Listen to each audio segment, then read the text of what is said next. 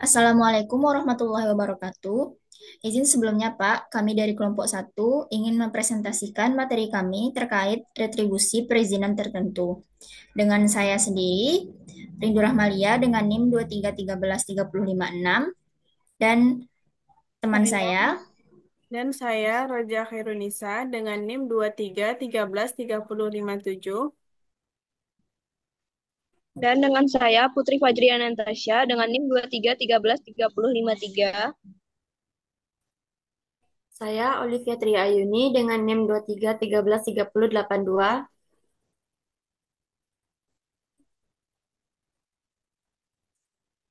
Baik, untuk yang pertama yaitu pendahuluan.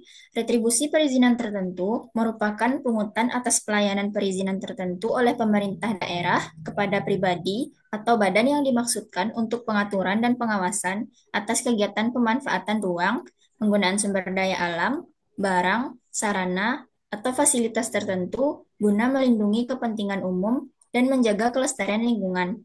Terdiri atas tiga. Yang pertama, persetujuan bangunan gedung. Yang kedua, penggunaan tenaga kerja asing. Dan yang ketiga, pengelolaan pertambangan rakyat.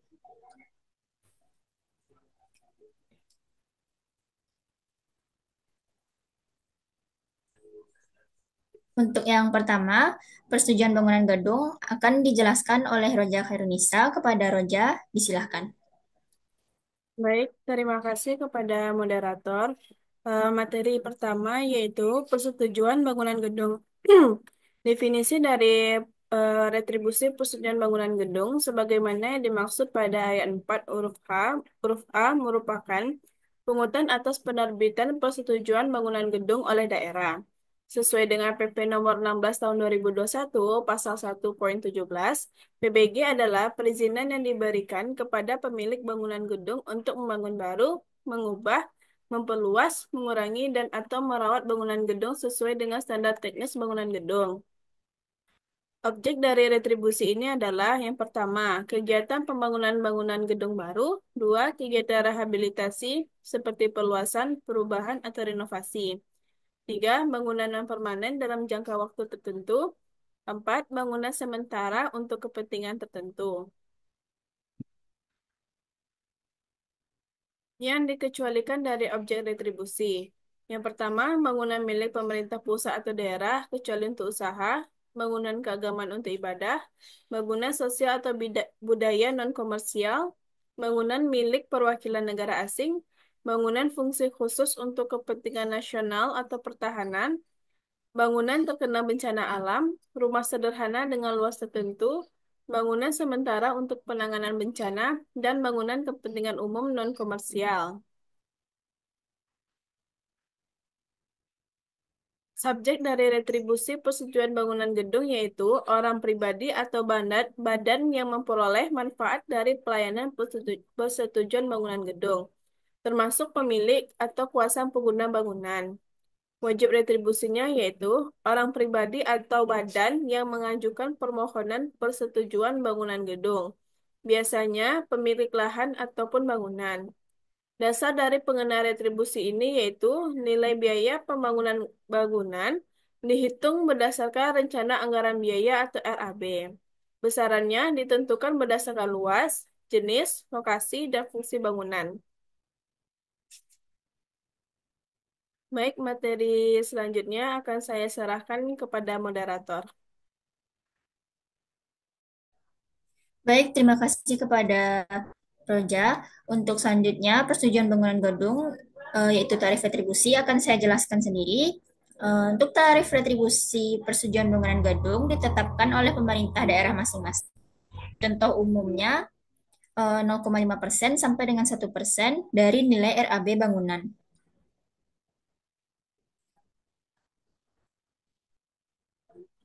Kemudian di sini ada indeks terintegrasinya untuk fungsi hunian, eh, memiliki faktor kepemilikan perorangan satu, indeks terintegrasinya 0,18. Untuk fungsi keagamaan, indeks terintegrasinya 0. Untuk fungsi usaha,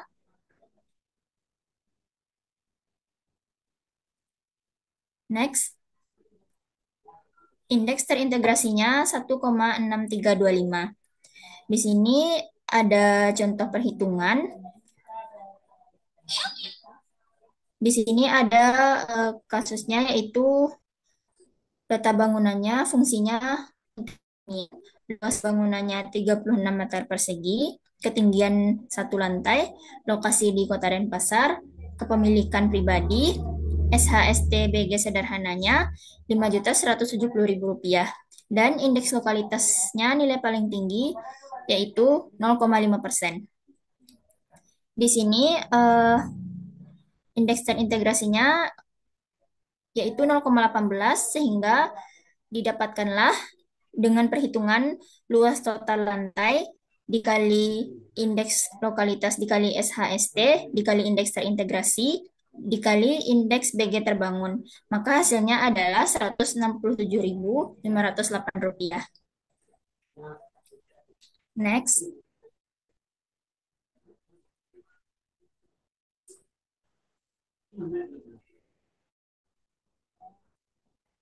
Untuk selanjutnya yaitu penggunaan tenaga kerja asing.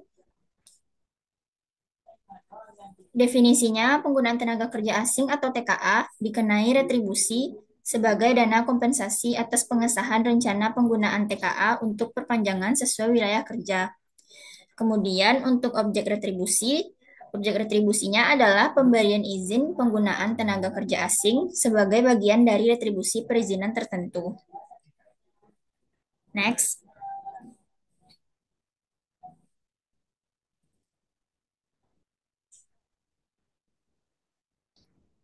Yang dikecualikan dari objek retribusi penggunaan tenaga kerja asing yang pertama adalah perwakilan negara asing seperti staf diplomatik dan konsuler, yang kemudian lembaga internasional dengan fungsi diplomatik, kemudian instansi pemerintah, lembaga pendidikan, dan keagamaan non-komersial, kemudian UKM, yaitu pada fase awal dengan izin khusus, dan TKA untuk situasi darurat atau pekerjaan mendesak. Next.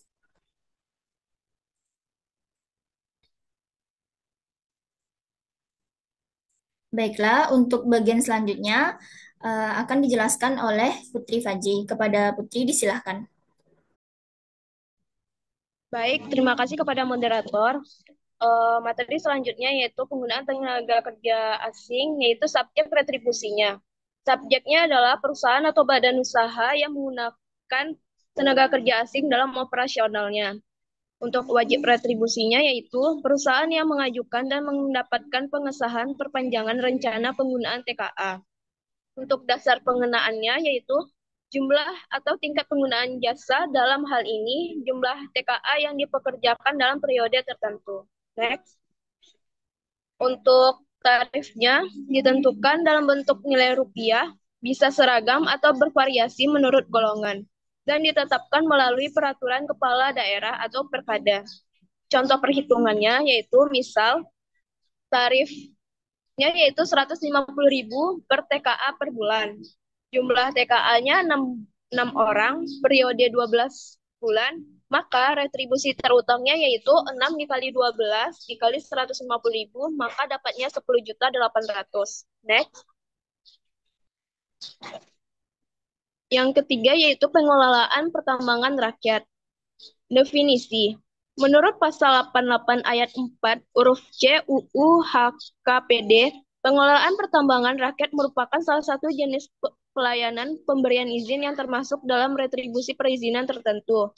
Retribusi ini dikenakan atas pemberian izin kepada masyarakat untuk melakukan kegiatan pertambangan rakyat di wilayah yang telah ditetapkan oleh pemerintah daerah. Next. Untuk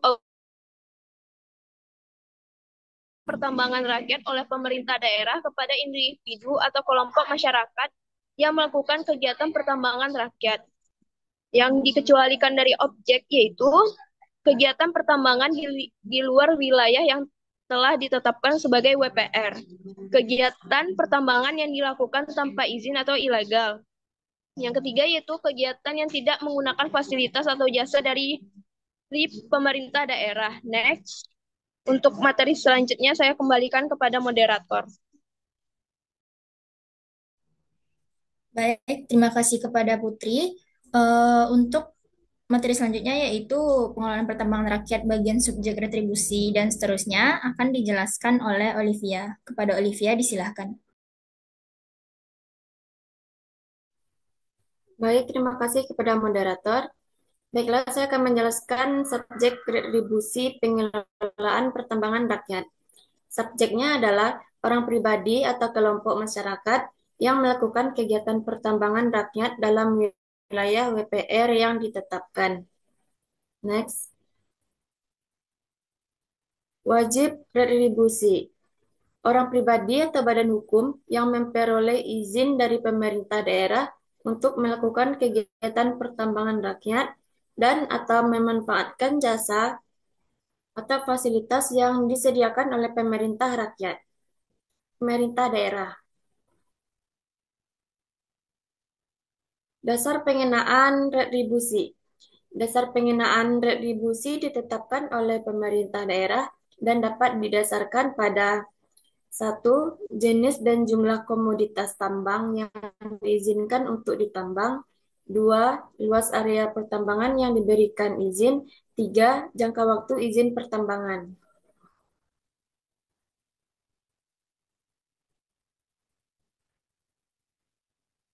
Tarif retribusi.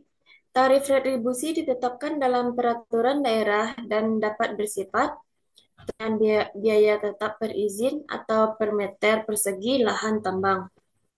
Proporsional berdasarkan volume produksi, jenis mineral, atau kapasitas alat. Contoh tarif fiktif tergantung kebijakan daerah. 1. 500 meter persegi atau tahun untuk lahan tambang rakyat. 2. 10.000 per ton batuan andesit yang diambil. Next.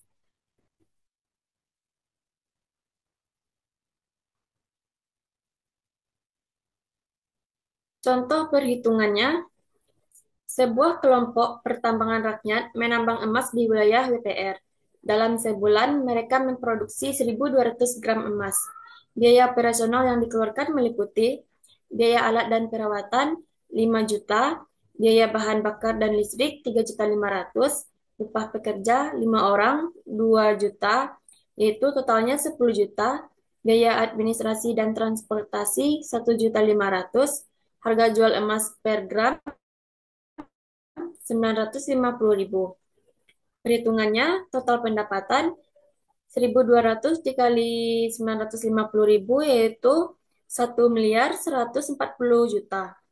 Total biaya operasional 5 juta ditambah 3.500.000 ditambah 10 juta ditambah 1.500.000 yaitu hasilnya 20 juta. Untuk laba bersih, pendapatan dikurang biaya yaitu 1.140.000.000 dikurang 20 juta itu hasilnya 1.120.000.000. Baiklah, saya kembalikan kepada moderator. Baik, terima kasih kepada Olivia. Selanjutnya yaitu kesimpulan dari presentasi kami adalah ketiga regulasi yaitu Persetujuan Bangunan Gedung atau PBG, penggunaan tenaga kerja asing atau TKA, dan pengelolaan pertambangan rakyat merupakan bagian dari kebijakan pemerintah dalam menciptakan tata kelola pembangunan, ketenaga kerjaan, dan sumber daya alam yang tertib, berkelanjutan, dan berpihak pada kepentingan nasional. PBG menjadi instrumen legal dalam pengendalian pembangunan fisik agar sesuai dengan standar keselamatan dan tata ruang. Penggunaan TKA diatur ketat melalui Rencana Penggunaan TKA atau RPTKA guna mengembangkan kesempatan kerja bagi tenaga kerja lokal dan mendorong transfer keahlian. Sementara itu, pengelolaan pertambangan rakyat dilakukan dengan pemberian wilayah pertambangan rakyat atau WPR dan izin pertambangan rakyat atau IPR untuk memberdayakan masyarakat lokal secara legal, aman, dan berwawasan lingkungan. Dengan pengaturan ini, pemerintah berupaya menciptakan iklim pembangunan yang terstruktur, adil, dan berkelanjutan di berbagai sektor kehidupan. Baiklah Bapak, sekian hasil presentasi dari kelompok kami. Terima kasih. Assalamualaikum warahmatullahi wabarakatuh.